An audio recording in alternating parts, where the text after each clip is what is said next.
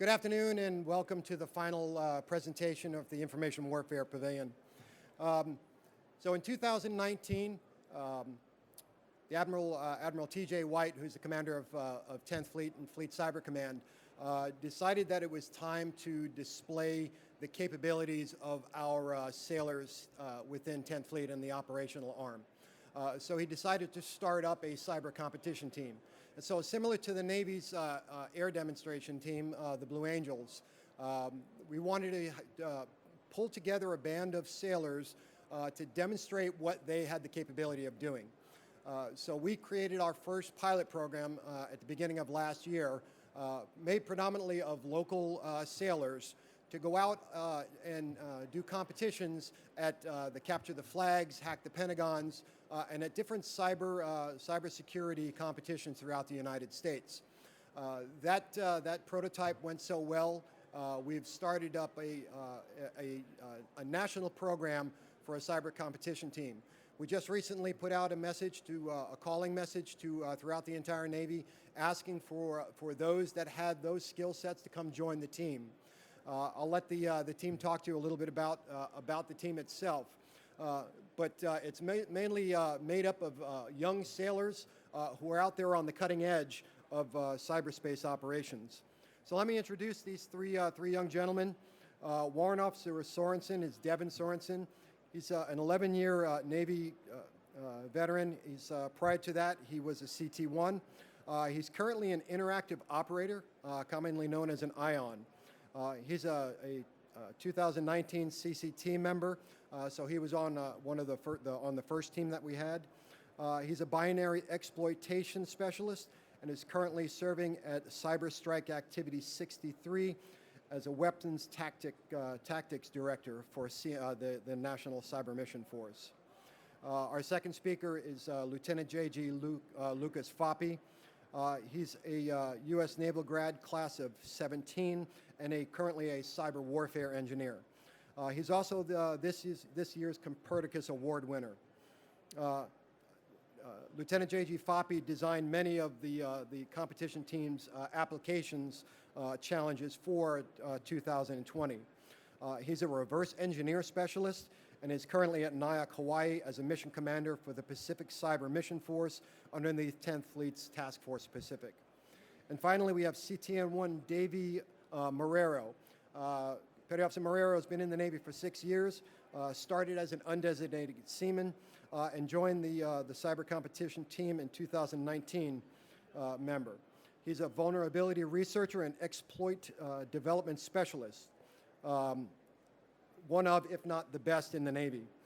He's currently assigned to Cyber Strike Activity 63 as a team lead in the Rapid Development Organization supporting the Cyber National Mission Force. So with that, I'd like to welcome our speakers.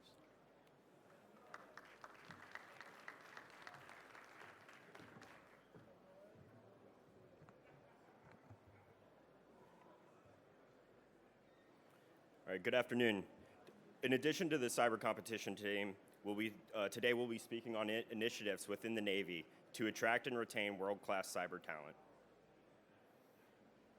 I'm going to start by presenting some issues with regards to attracting and retaining technical cybersecurity workforce. First, it's a relatively new career field with a wide breadth of experience, and as such, many professionals have a hard time defining their career path. Additionally, there's a lack of formal, continuous training pipelines to help professionals navigate their career. Professionals in this career field are in high demand, and as such, organizations need to understand the factors causing their technical workforce to change jobs. There have been many studies on these factors. Some of the most important are the work environment, the culture, and the opportunities to work on challenging and interesting mission sets. Furthermore, one of the most important retention practices is allowing staff to participate in new ventures. The Navy is aware of these factors and has created 3 programs that we will each speak to address them and therefore attract and retain talent across all ranks. The Navy's newest officer designator is the Cyber Warfare Engineer, which seeks to attract the best cyber talent by giving them a defined career path and continuous professional training. Next, the Navy recently reinstituted the rank of Warrant Officer 1 to retain highly technical enlisted personnel by giving them a defined technical leadership path. Finally, the most recent initiative, the Navy Cyber Competition Team, which gives sailors the opportunity to compete on the World Cyber Competition stage in a startup-like environment with advanced training and flexibility to define their workday, for example, allowing them to spend days working on their own initiatives. The Navy created the Cyber Warfare Engineer Designator in 2010 to address the need for highly technical officers with skills in computer network operations. However, the program only allowed for 5 years of service before having to transition to another career field. Last year, the Navy expanded the program, increasing the total number of billets of these officers and creating a full career path, allowing cyber warfare engineers the opportunity to attain the highest ranks within the Navy. There are many specifics of the community that are still under development, but one that senior leaders are particularly working is to bolster the talent management and training pipeline of cyber warfare engineers, or CWEs.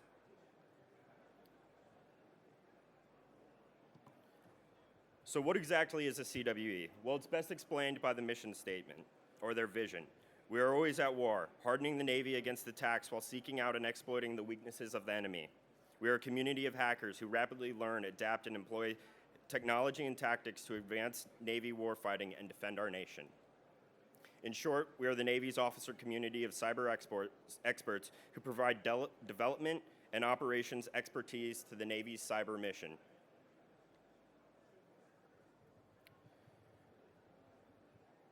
So, why did the Navy create cyber warfare engineers? Research has found that best practices for addressing the concerns of the cybersecurity workforce is to have a special and dedicated approach to managing technical talent. Research has also proven that technical mission sets are best overseen by technical leaders. Technical employees like to work for leaders who understand and can assist when needed. A purely administrative leader is often ill-equipped to address the concerns of a technical workforce. CWEs were created to bolster the technical expertise and leadership positions. A primary goal of the community is to be trusted to tackle the Navy's most important technical challenges. Historically, CWEs were unable to promote past lieutenant before being required to change careers. Now the community creates a structured career field with clear goals, allowing CWEs to promote up to captain. The community specifically has laid out value criteria at each of these higher ranks to guide officers in their career. Each of these bullets emphasize the importance of technical knowledge and leadership with focus on cyber development and operation experience. This slide here lays out the community progression map that can help an officer plan their career. It also shows the varied opportunities open to cyber warfare engineers. In the first half of a CWE's career, there's a clear focus on computer network operations development. CWEs will serve on a multitude of Navy and government teams performing cyberspace operations and development. Additionally, there are many options for advanced training and education. Around mid-career, there's a split to focus more on leadership or to remain technical. These paths allow the Navy to retain its top cyber talent by giving them flexible options for their career. In order to build trust and expertise of the cyber warfare engineer community, we have created a robust accessions process. Candidates are given a pre-screen coding test to ensure they have the skills the community is looking for. Next, the candidates are interviewed by a board of current CWEs who test the candidates' development aptitude, knowledge of cybersecurity concepts, aptitude for technical leadership, and concludes with a practical coding challenge. Upon a successful interview, a board reviews the candidate's entire package and interview results to determine if they are a best fit for our community. The community has very high standards, and as such, many candidates fail to meet them. This rigorous accessions process is designed to ensure we are creating a community of experts the Navy can trust. The cyber warfare engineering community is building a continuous training pipeline that is adaptable to individual members, their strengths, weaknesses, and current or future mission set. This slide here lays it out a bit further. All CWEs will receive a basic but tailored training, which includes a rigorous exam to prepare them for their future. This training will be tailored to the individual members' strengths and weaknesses, or what the current mission set is. Once their first training is complete and their first development tours are done, CWEs will receive advanced training specific to the mission set of their next job, along with another exam to qualify them at the advanced level. Finally, CWEs will be expected to make technical contributions and take continuous training in order to maintain their technical excellence. I'll now hand it over to Warrant Officer Juan Sorensen to address the cyber warrant program. All right, good afternoon. So I'm Warrant Officer Sorensen. I'm going to talk a little bit about the Cyber Warrant Officer program that the Navy recently reinstated the rank of Warrant Officer 1 last year through that NAV admin. The whole goal of this was to not just attract the need for that talent in our officer ranks, but also to retain the enlisted talent very early on in their career so we can better utilize that, capture that, and have the career path that focuses on them remaining technical. There were 8 selected last year for fiscal year 19 and 20, and then 3 more were selected recently. They have yet to be promoted, but we are, the Warrant Officer 1 rank is now about 11 strong.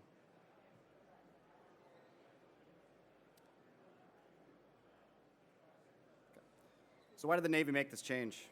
And it was for several reasons, both on the officer and the enlisted side. On the officer side, there were several shortcomings with the technical level of the applicants when they were put in these highly specialized roles, required very specific talents that a lot of the candidates did not, unfortunately, have the skills to meet, and causing a lot of difficulty. Additionally, there were very little applicants that were actually applying to the program, leading to several years where we actually selected 0 cyber warrants. On the enlisted side, since this program is pretty much catered to ION operators, ION operators want to remain very technical in their job, and a lot of times the ION operator promotion for enlisted, once you get to chief, you tend to tailor off on your technical skills and start to focus more on administrative. And this allows them to focus more on their technical side.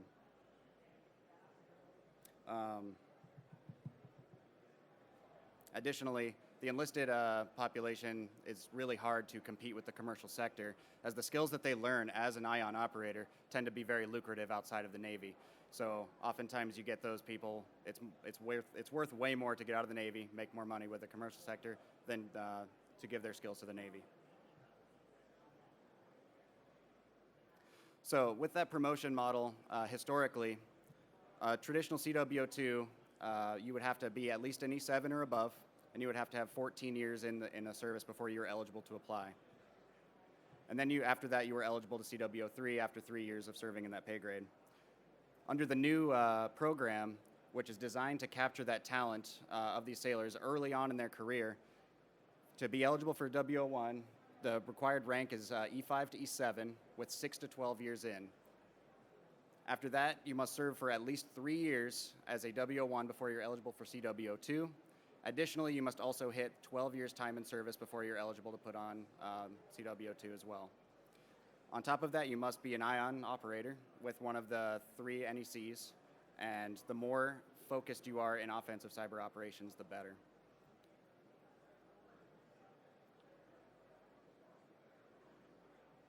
So when we are sourcing sessions from E5 to E7, we end up capturing the talent of those enlisted sailors much earlier in their career when they're in their technical prime.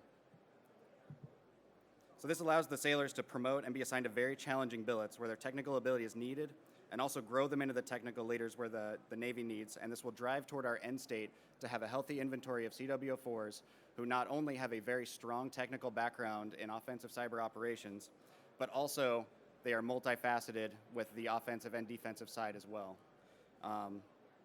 And this is, we need them to be able to advise at the highest levels and help leaders make sound decisions.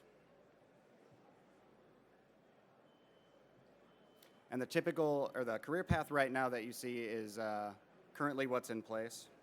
So at W1, we tend to want them to be ion operators and to continue performing that job role and remaining as technical as possible, as well as having some sort of job role within the CMF on a team to be a tech lead or a tech director.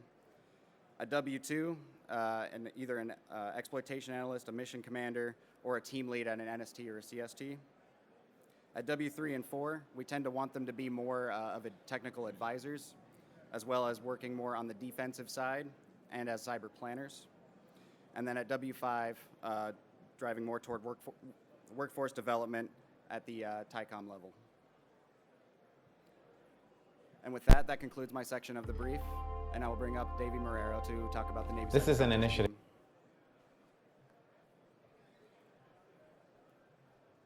in partnership with 10th Fleet and NAVI-4 to focus on building skill sets to compete in cyber competitions. The majority of the competitions we compete in are called Capture the Flag, which we refer to as just CTFs. They're competitions to solve problems that are related to cybersecurity.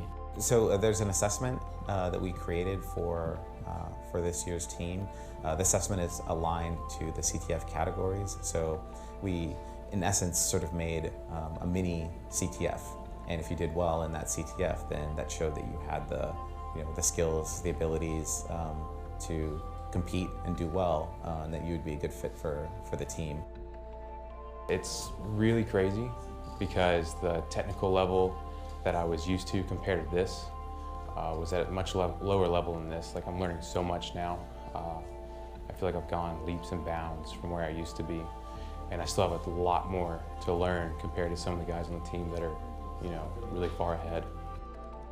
A difficulty in working in this mission space is trying to keep up with all the changes in technology and exploits and vulnerabilities and all the things that adversaries are doing in the world of cybersecurity, whether they're nation-state sponsored or whether they're just criminal organizations. It's a really difficult challenge to solve, and we need as many people as possible who have these skills. And I want to find that sailor, I want to bring them on this team and allow them to be great.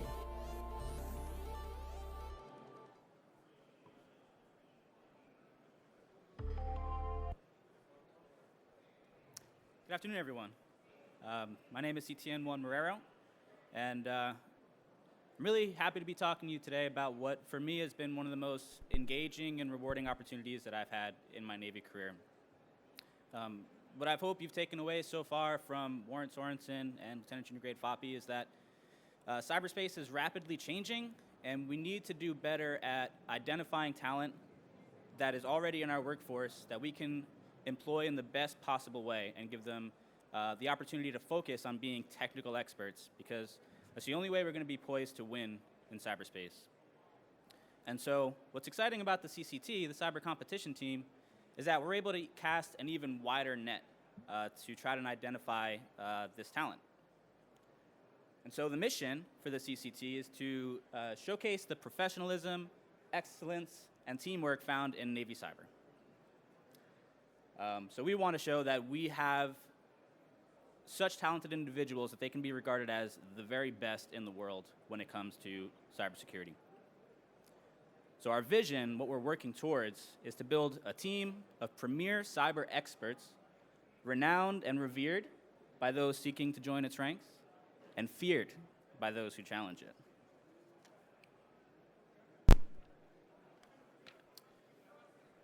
So as I said, we're looking for these technical experts.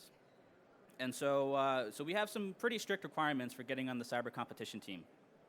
We're looking for technically oriented officers, enlisted personnel, active duty and ready reserve, as well as Department of the Navy civilians. So something important to point out here is you don't already have to be working in cyber. What we found in our first iteration is that there's several sailors in our fleets that already have these skills that are just looking for the opportunity to employ them. Obviously, nominees have to be stellar when it comes to their performance and PRTs, no non-judicial punishment. We want the very best sailors that our fleet has to offer. If you meet those criteria, the last thing when you're trying out for the team is you need to take an arduous technical assessment or a capture the flag event that we put on, we've created the challenges for.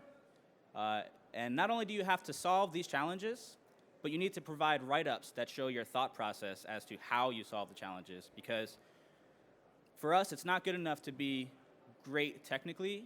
We want people that can take that information and make everyone around them better by being able to train and teach what they know. So let me give you some background into what a CTF, or Capture the Flag, is.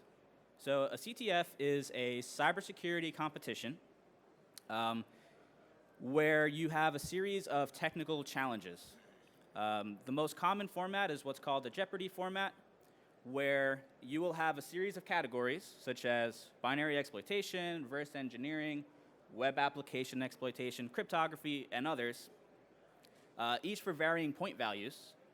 And if you solve one of these challenges, for example, a binary exploitation challenge might give you a piece of software that you need to exploit. And once you successfully do so, you're given a flag, which is a unique string of characters, which you can turn in for points.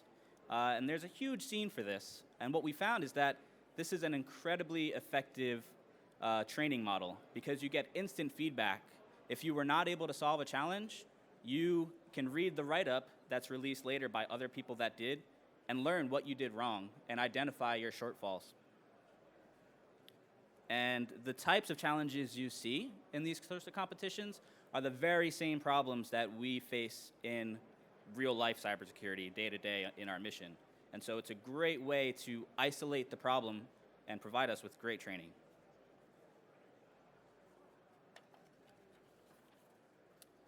So last fiscal year was our first iteration of the CCT. We spent 2 months competing in 10 regional, national, and international events. And sort of to our surprise, it was our first run. We didn't know how this was going to go. We did pretty well. We consistently placed in the top 3 to 6% against really world-class teams from around the world. We placed first at a regional SANS Net Wars event. And so what we found is that we can actually do this. We demonstrated that we have the ability to rapidly assess, train, and form a high-functioning team of cyber experts. And most importantly, we identified, as I mentioned earlier, that we have this pool of latent talent that we were able to identify, bring them in, give them some additional training, and let these guys run free and just be excellent at what they do. And this sort of culminated in the President's Cup cyber competition, where this was a CTF that was signed in by executive order by President Trump to identify the very best cybersecurity talent in the entire federal workforce. And we came in 3rd place out of 204 in this event.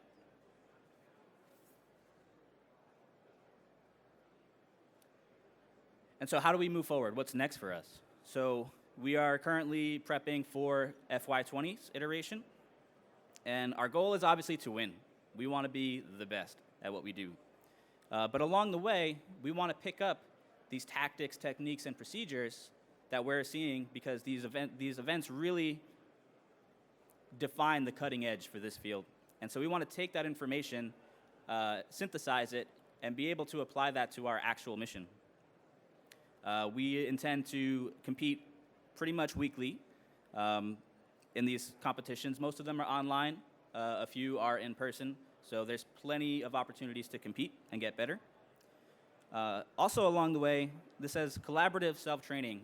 And so really what this means to me is you have all of these talented individuals in a room together, each with varying skill sets, that what we found in the first iteration is just by putting these people in the same room, everyone got better just through diffusion or osmosis, just by sharing knowledge with each other.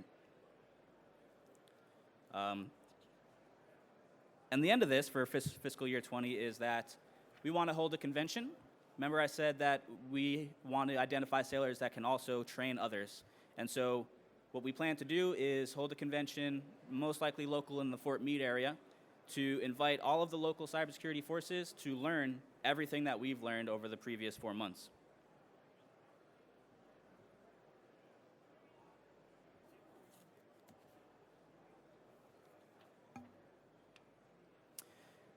But that's not where we're going to stop.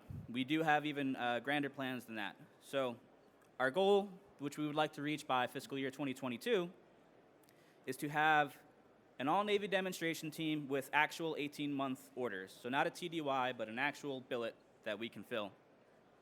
And these folks will excel in public competitions, but also host our own competitions, maybe for high schools or colleges. Again, we're going to continue to collect, analyze, and disseminate these TTPs that we're gathering. Participate in public awareness events in coordination with Naval Recruiting Command, because what we're finding is that high school and college students actually really enjoy cybersecurity, but maybe they don't know that Navy Cyber is really leading in this area. So let's spread the word, and maybe we can attract some of that talent. Any members that participate in this will have to do a payback tour with one of the cyber mission forces. And there's some more benefits that we're exploring as well. So for example, we might have meritorious advancement for E6 and below for those that make this team. Auto rating conversion to CTN or IT. So if, for example, we get a bosun mate who is excellent at cyber and wants to work every day in this field, we can do an auto conversion to CTN or IT. For officers, we can do a direct conversion to CWE, granted that the follow-on tour will be required.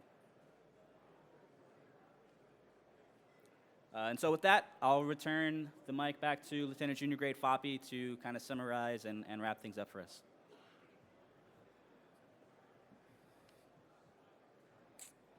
Yeah, so in summary, you can see that the Navy has some exciting initiatives underway to help bolster, attract, and retain our technical cybersecurity workforce through both the CWE community, the Navy Cyber Competition Team, and the Cyber Warrant 1 program. However, we do have some requirements in order to be successful with these three initiatives. So of course, with all initiatives, good leadership is required, and specifically servant leadership that's going to give our technical personnel the ability and time to work on the hard mission sets that they need to and not be burdened down by needless distractions.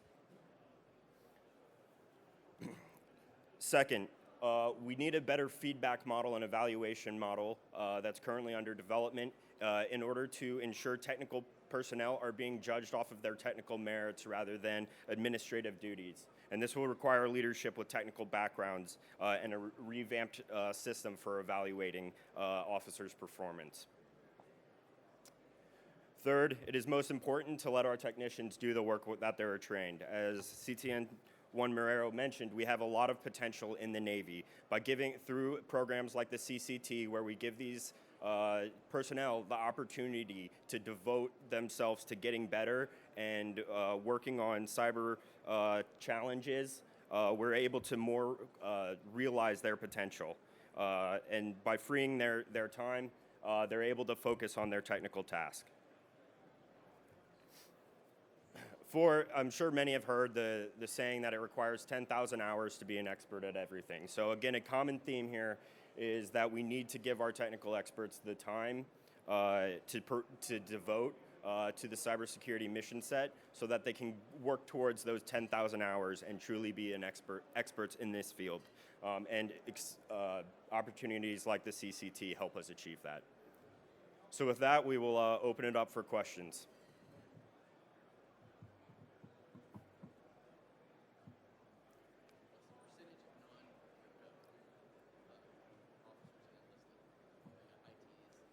On the CCT, sir? Do you guys happen to know that question? Answer that one? So FY19, the majority, so the question was, what was the percentage of folks that are not working in the crypto community currently that we identified to come on to the CCT? In FY19, the majority were folks that were already working either as ITs or CTNs. But I think part of the reason for that is we had some issues kind of spreading the word. So for example, the message came out as a gen admin, vice a nav admin. And so I don't think word was quite spread as widely as we would have liked. But it's our belief that although our first iteration maybe had 20% of folks outside of this crypto community, that there are more out there.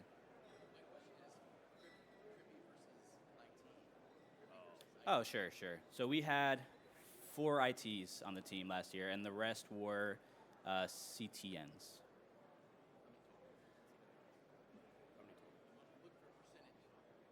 Total people on the team. I'm sorry. Last year we had 20 people on the team roughly, and we're looking for. Sorry, we had 16 last year. We're looking for 20 this year. Other questions? Yes.